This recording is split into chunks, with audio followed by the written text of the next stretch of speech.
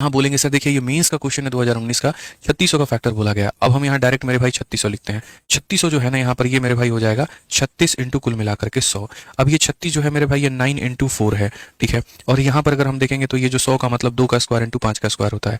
अब ये 9 को अगर मैं तोड़ूंगा तो ये 3 का स्क्वायर, 4 को मैं तोड़ूंगा 2 का स्क्वायर, इंटू हमारा ये 2 का स्क्वायर, इंटू हमारा ये 5 का स्क्वायर।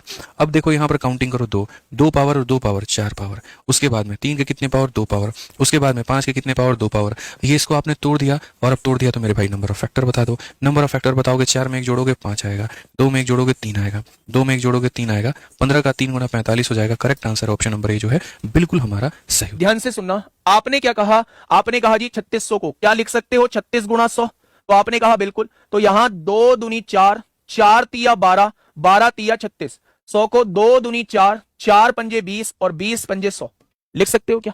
अगर मैं आपसे पूछूं 2 कितनी बार है तो आपने कहा 4 बार है। मैंने आपसे पूछा 3 कितनी बार है तो आपने कहा 2 बार है। मैंने पूछा 5 कितनी बार है, आपने कहा 2 बार है।